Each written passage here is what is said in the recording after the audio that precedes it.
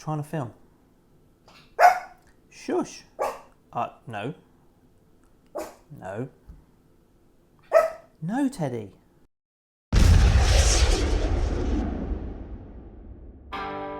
Hey guys, and welcome back to the channel. In today's episode we take a look at HIK Micro's new rifle scope, the Thunder TQ50. This versatile piece of kit gets a thorough good testing as we take it out on the foxes. It's a good little scope, that, I'll tell you that now. You forgot what you're going to say, haven't you, Dad?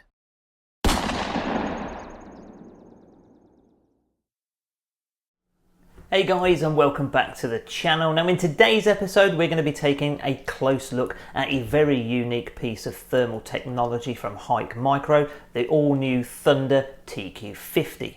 Before that though, I've got a couple of messages of thank you. One very special one indeed to my friend Tom, Mr. Baxter over in the big US of A. Your very kind generosity has always been very much appreciated, and I want to thank you personally for the very recent gift that you sent me. So I wish you and your family all the very best. Secondly, I want to thank Dave from Predator Protection UK for the very fetching hoodie. It's very warm and it's very much appreciated at this time of year. Dave, like myself, has a hunting and shooting channel here on YouTube, so you can go ahead and check that out. I'll put a link in this video's description. That's Predator Protection UK. Now, Dave has a bet with a friend of his that he can't reach 1,000 subscribers. He's not a million miles off, so guys, if you wouldn't mind please clubbing together, having a look at Dave's channel. If you do appreciate what you see and the effort that he's put into some fantastic videos so far, then please hit that subscribe button. So HIK have loaned me the LH19 Lynx little spotter, and I must say, if you've seen the review video I did of this a few weeks ago, for the money this really is an accessible piece of essential equipment, especially for ratting and rabbiting, etc. That said, myself and the team have used this unit very successfully to ID foxes coming in from a couple of 100 yards away.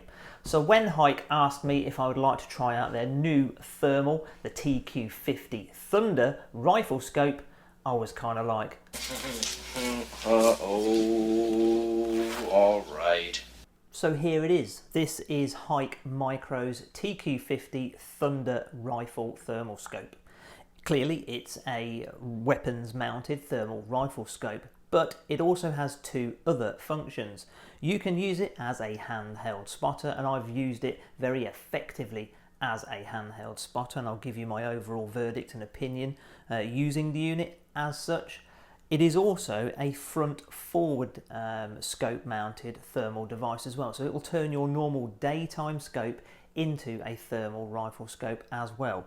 There are certainly not many products, if any, on the market that are this flexible in terms of its usage. So what we'll do first of all is we'll take a closer look around the device itself, but more importantly I am going to share with you some hunting trips that I've had and talk about the genuine uses of this product in the field.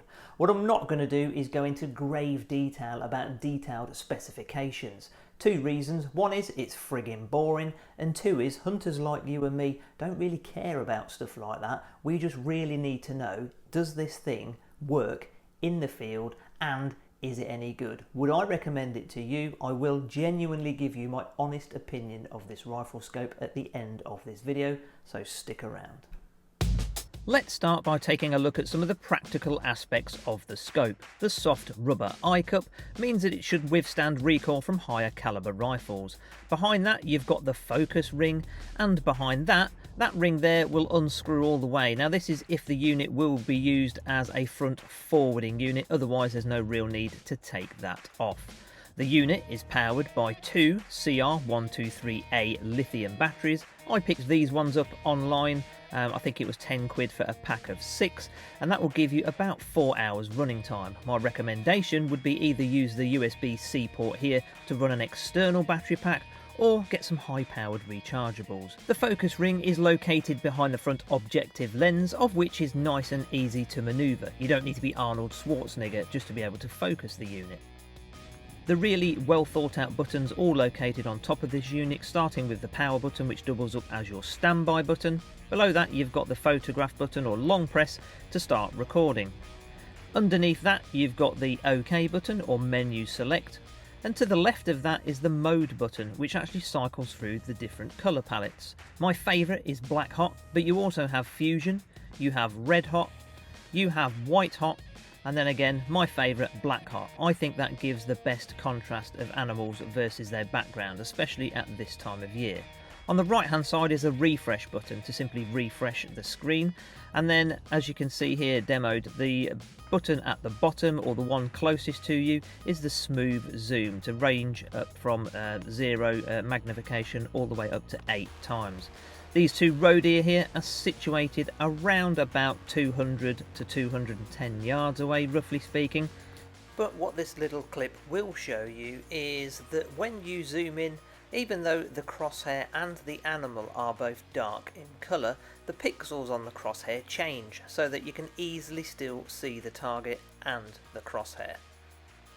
The scope is supplied with a one-piece mount, a set of 1, 2, 3 batteries, the scope lens cover, and a handy little carry case. Really, that's only going to be of any use if you're using it in the spotter mode, of course. Once it's on the rifle, it's simply going to stay there. The user manual I do like, which has a couple of QR codes, one for a more detailed user guide, and the second one is for the T-Vision app. I actually did a small video of the LH19 where you'd see me using the app. The feature I like best about this is you can look at the contrast and brightness settings and change those on the app, as well as instantly play back the footage you've just taken.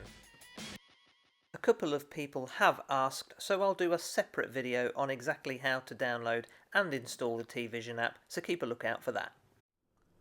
Well, there we go. There's a very brief look at the TQ50's external features and what some of the buttons do on top. Let's now head over to see how myself and Rick got on with our first night out with the unit as we use the TQ50 in spotter mode. I'll be taking shots on the foxes we saw using the Tikka with the Hawk Frontier scope and the night sight night vision system. Off the bat, the base mag of 2.6 times on the TQ50 makes for a great field of view. The Super AMOLED display eyepiece delivers a crisp image so that you're able to distinguish your target very quickly indeed. We don't have to wait long before the first fox of the evening comes into range. This fox here, currently located at around 125 to 130 yards, is making its way, unfortunately, into a very technical area. So I hand the spotter over to Rick, get positioned up on top of the Land Rover so that I'm shooting downward, and again I've got a ploughed field here, so I have to be very careful. I do wait and stop the fox when it gets with the barn behind it so there's no houses there, and aim for the head so it's a solid object that I'm going for.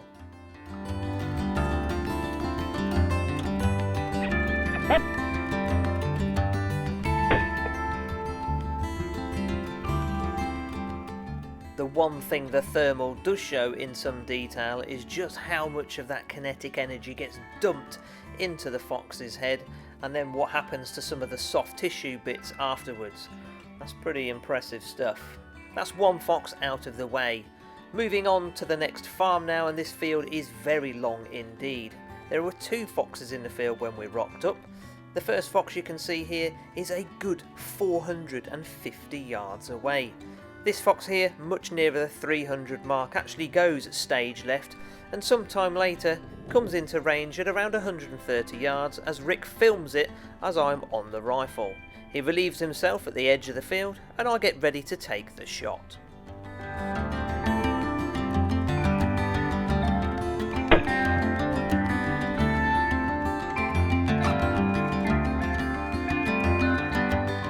Now, we know this field to be nearly 900 metres in length, and even though the second fox went all the way to the back of that field, you could still see it going up and down the tatey rows. Ooh, he's a corker. Beauty of a fox, that one. Real dark. The scope's 640 by 520 sub 35 net thermal sensor is capable of delivering a detailed high-resolution image even in damp conditions, and we've had quite a few of those lately as Rick films me making the retrieve and then looks back at the landry. So as a spotter, I will say this, it will see an incredibly long way. I think it's quite important that when you use it for the first few times, you familiarise yourself with changing the brightness and contrast levels to get the best picture quality in the conditions that you're in. We used it on a couple of evenings where the moisture levels were very different. It was very damp on some evenings and quite dry on others, and there was a noticeable difference there. So I would definitely familiarise yourself and probably make use of the fact that you can change the contrast and brightness levels to suit the environment you're in. After using it in spotter mode, it was time to get it mounted on the rifle. So let's just see how easy it is to do that, and how easy it is to zero before we head out with myself and the keeper on the Charlies. So off comes my stupidly accurate Hawk Frontier scope, and I get ready to mount the TQ50. The one-piece bracket supplied fixes to the scope itself with just 2 Allen key bolts.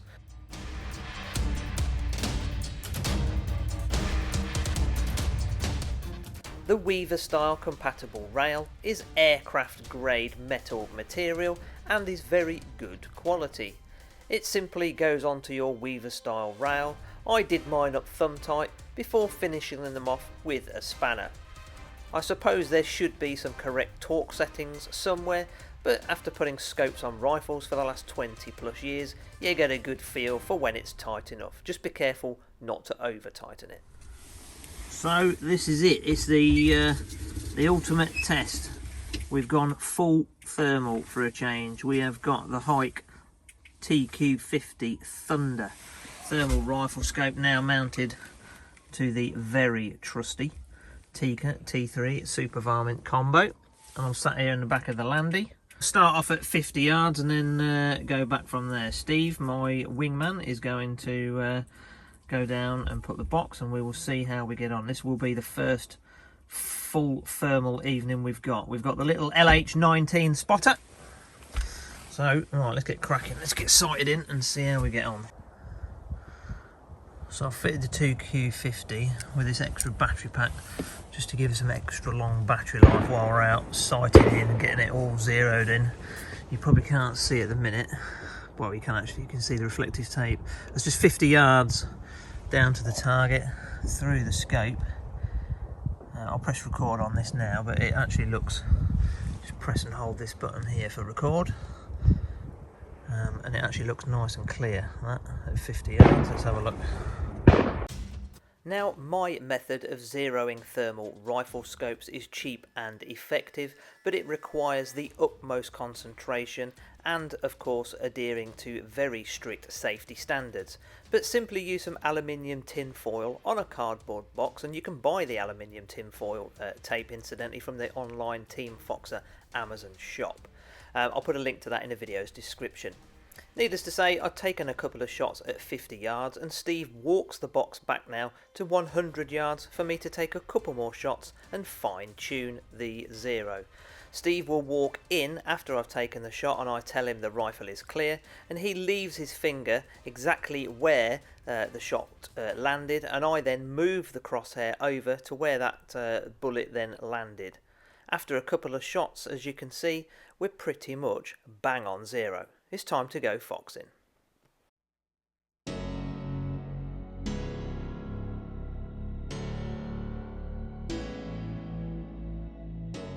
As we arrive at the first fox likely location, we don't actually see any Charlies, but we do see plenty of hares, and we also see these roe deer a good 350 plus yards away. Moving on to stand number 2, and using the LH19 spotter, I actually spot a fox coming out of this dike. One has been seen in this location as it's taken the farm owner's geese. So we pulled up here, put the caller on, and were able to entice this fox out. I track it using the TQ50, and I also cycle through the different colour palette modes just to see if it stands out better, as this field has got some pretty dense vegetation. But as you can see, the beauty with thermal here is it's very easy to track the fox making its way. I just really want to get it into a slightly clearer space for me to be able to feel very confident to take the shot. I don't want to fluff this up. I'm in front of the keeper, and it's the farm owner's particular land that this is on, and it's responsible for taking a number of his prize geese. I want to make sure this one's in the bag.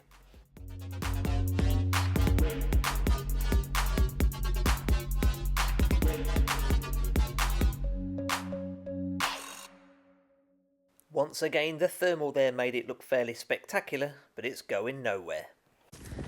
Well, it was going that way. It was going straight across this field here. Coming out the dike, but like I said, it was all this foliage in the way. Yeah, I see what you mean. Yeah. I can see why you struggle to see it with this fucker. Be interesting to play that footage back.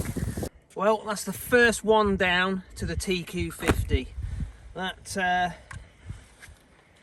is a good little scope, that, I'll tell you that now. I don't think I'd have seen that one in that field with envy, simply because whatever's in that field is full of nettles and bits and bobs, and it went through a very thick dike into this field, and luckily it came up the dike here. But I just think, looking at that through envy, you'd have only just picked his eye shine out a little bit, as and when he moved into a slight open area, and when it stopped, you may be able to see. Hopefully I managed to press record on the scope. I definitely didn't press record on the spotter, but then as soon as I saw it, I put that away and tracked him using the scope anyway. I then also tried to flick through the different pallets just to see if you could see him contrasted better against his surroundings, but to be fair, you could see him a piece of pea really. But even when myself and Steve just walked across the field to find it, as you saw, it's actually quite thick foliage, like I say. So super stoked. That's one down to the TQ50. We'll move on now to another stand to see if we can't find another one there. Well, it's a couple of nights later, and I'm back out with Rick testing the TQ50 on the rifle.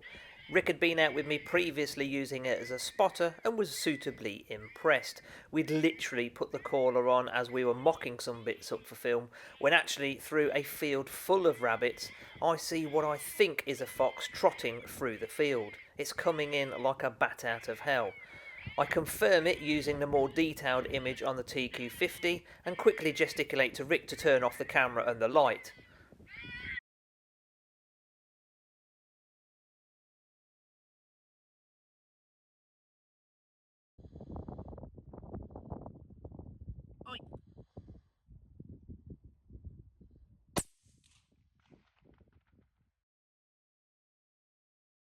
Well, that one was very convincing. I can't show the aftermath because it is way too graphic. Fox number 2 for the evening, we stumbled across almost. I got out the car very quickly, went across the bonnet and took it just as it was about to move off at 193 yards. I was really impressed when looking back at this, just how far that looked. But at 200 yards it felt very steady. As I spin round and look behind me, there's a couple of roe deer at a very similar distance. And I think this clip here just goes to show just how good it looks in my favourite setting, the black hot. And trust me guys, the recorded footage here doesn't do the picture quality justice. It looks a lot clearer in the eyepiece. Anyway, enough of that.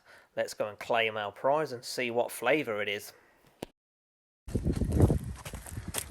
Well, it didn't give us much notice, that one. The geese been on this field by any chance? Yeah. I'll condense 40 seconds of walking here because it gets quite boring. You bugger. That was a long way.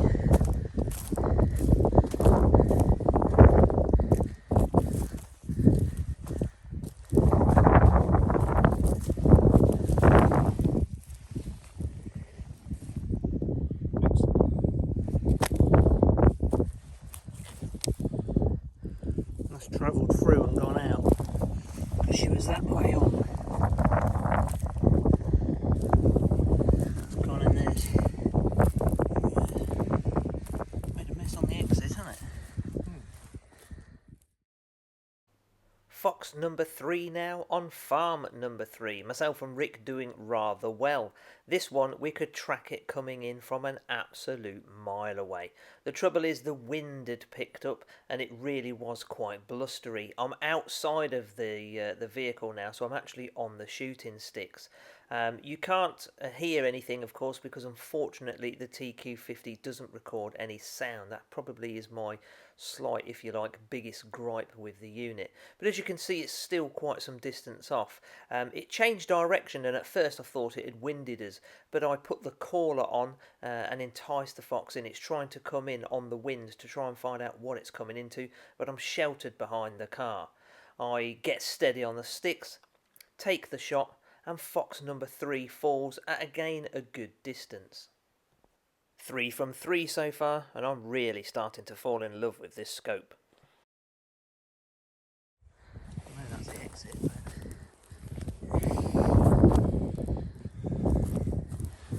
must have gone in here somewhere. Tell you what, he's in. He's in bloody good order. He's not a young lad. He's in good nick, isn't he?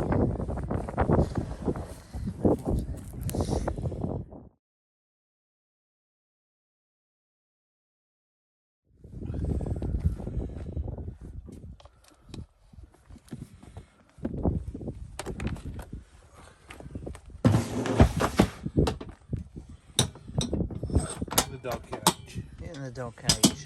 Alright. Alright, let's go see if we can find number 4. Good old HIK caller. GC500 does it again. We did see a couple of other foxes in the area. This one here is actually not on our farm, but it is contrasted well in relation to the hares that you can easily distinguish here at, again, a good few hundred yards. Believe it or not, fox number 4 now was actually resting in the field. I've done this several times now, but it takes painstaking patience and effort to be able to stalk into a sleeping or a dozing fox. We'd watched this fox walk across to the centre of this field and lay down, and he's just kind of getting ready to bed down for the night, and I walk in painstakingly slowly, get steady on the sticks and zooming a little bit to take the shot. This fox here is around 70 plus yards, and I've got the wind in my face, so I am being blown around quite a bit, but a 53 grain sleeping pill does the trick. That's 4 from 4. Well, there we go. That was HIK Micro's TQ50 in scope mode. What do you guys think to the footage? Let me know in the comments below. I'm now going to share with you my final thoughts on the outings that I've had with it so far, and I will tell you whether or not I will recommend this product. So let's start off with the plus points, shall we? First of all, I genuinely really like the eyepiece. This has a 10mm Super AMOLED display. It's incredibly crisp. The sensor size, the 640 by 512 sensor that's in there with a decent quality 50mm objective lens. Everything works incredibly well together to give you a very crisp and a very, what I would consider to be a clean image. And when I say clean, what I mean is there's no noise, there's not too much haze around it. I very seldom had to use really much more than the kind of first or second stage of the zoom to feel nice and confident to be able to take the shot, and I think that speaks then volumes for the quality of image. Clearly the recordings when it's blown up on a bigger screen doesn't look quite as good as maybe it does in the eyepiece, but from a thermal perspective, I've been able to confidently ID what I'm shooting at a good couple of hundred yards, no question about that. One of the second biggest plus points has got to be price. I mean, look, most of us are kind of driven by how much money we're willing to spend on this kit, and you always want to get a good value for money. HIK have been pretty aggressive. Now, just to put some kind of reassurance out there, HIK is not a brand that is that well known in our industry effectively. However, HIK is the world's largest producer of CCTV and surveillance kit.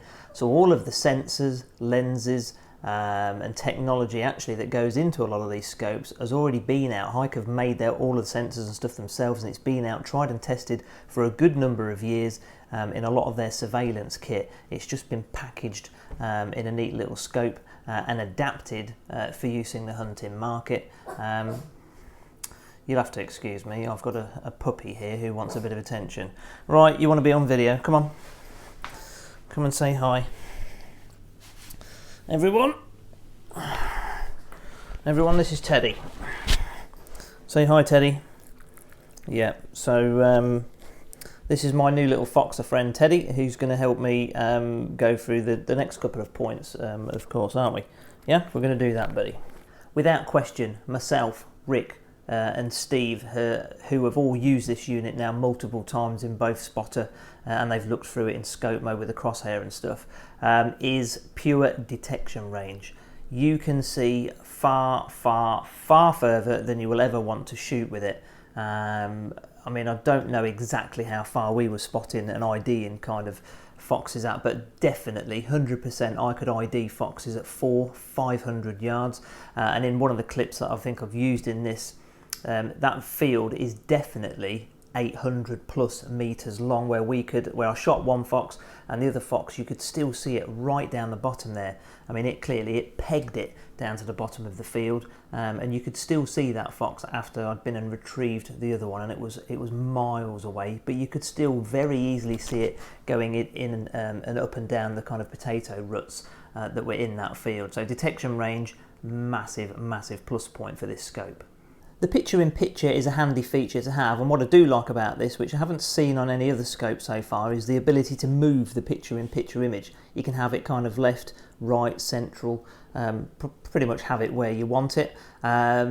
I like the fact that you've got a nice wide field of view, so you can literally see everything around you. So I didn't use in scope mode, I didn't use it with picture-in-picture on. I didn't feel the need to, whereas I have had to have it on other scopes because you can't simply see what it is that you're looking at.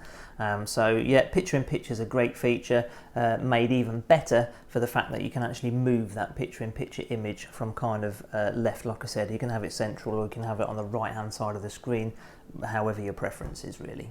And my two favourite other features are the ability to be able to record and share with the app. The app's very good. The quality of image on the phone that you see, if you've got a high quality screen phone, is phenomenal.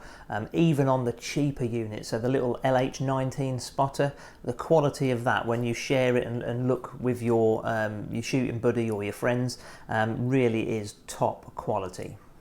So last but certainly not least for me is the ability to be able to run an external battery pack. I'm not a big fan of the CR123 batteries that this unit runs on, therefore I already knew when I was going to use it in scope mode, I was going to find some way of plugging in an external battery pack because I didn't want to get to a point. There was an evening where we were spotting, myself and the gamekeeper.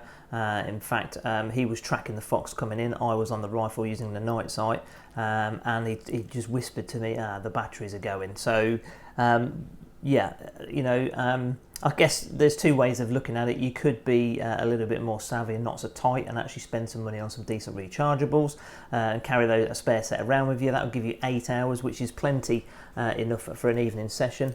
But I think an external battery pack is certainly the way to go. If you're going to use it in scope mode, there's plenty of places you can put a decent little pack on the rifle there, just like I did, and that'll let it go all night, no problem. So speaking of the batteries then, is the unit perfect? Well, you know, no, I guess nothing is really, but there are some minor gripes I have with the unit that I would like to see. The first of which, you know, are those batteries. Like I said, you probably could get around that by buying some better quality batteries, or indeed just sticking to the external battery pack. Nevertheless, that is, for me personally, a slight minor gripe. Secondly, I would like to see some form of attachment or somewhere to attach. So a bit like the strap on my Sony camcorder here. It's got a little metal lug there, and then it goes into the body, but a strap similar to that, so that when you're using it as a spotter, and it'd be very handy I guess if that also went left and right for right and left-handed people. So when you're using it as a spotter, you've got something to hold it against your hand to give you a little bit of reassurance that you're not going to drop the unit. So that is something I would like to see on the unit. Having said that, again, primarily its purpose is a rifle scope, so therefore is it necessary even? Probably not, but again, that's just a personal thing from my point of view. There is one thing that does bug me about this unit more than anything else, and that is that it doesn't record sound. As a producer of content, albeit on a pretty minor scale, really, I still like to be able to add sound in, and you can't do it with the HIK TQ50. I would like to see an update at some point in a not too distant future where they have that capability. That would be really awesome. I do know there are firmware updates imminent, I'm told, for the TQ50, where they're going to have a freeze frame 0. I mean, at the moment it's relatively easy to zero anyway. You simply take your shot and bring the crosshairs down and across or up and down wherever to where the bullet actually landed, kind of press and hold the OK button to save that and try again. So it doesn't take many shots, as you saw perhaps in the video there, 4 shots really, and we were pretty much bullet on bullet. So it is consistent, but yeah, when you play the footage back, you know, you just see the motion. Yeah, you get no sound to go along with it, and if you're trying to kind of tell a story, it would be lovely to have that sound there. So for me, that's the one big gripe. So the $64,000 question, would I recommend it to friends and family? Well, look, I'm of the opinion, and believe it or believe it not, this is a non-biased opinion, this is definitely one of the sharpest thermal monoculars scopes I've looked through. I've held off. I've had the opportunity many a time to have thermal now loaned me for long term to be able to test and review, etc., for various different manufacturers, and because my setup works so well for me, I have been loathed to take my scope off and put anything else in place. But as you've seen, I've got results that were just as good. So yes, in short, I would recommend this product. They've got a good dealer network. It should be available in all good gun shops, so please check with your local retailers for up-to-date pricing and availability. But if you get the opportunity, I would definitely make sure you look through this before anything else, or certainly before considering even spending more money, because I just genuinely at the minute don't think spending more money is going to get you any better, if at all. Picture quality and ease of use, which is ideally what we all want as hunters. Thank you very much for taking the time to watch this review video. I hope in some way it may have been helpful for you. If you like this type of content, then please give it a thumbs up. And if you haven't already and you want to, please consider subscribing. For now though, take care, stay safe, and as always, happy shooting. I'll see you in the next one.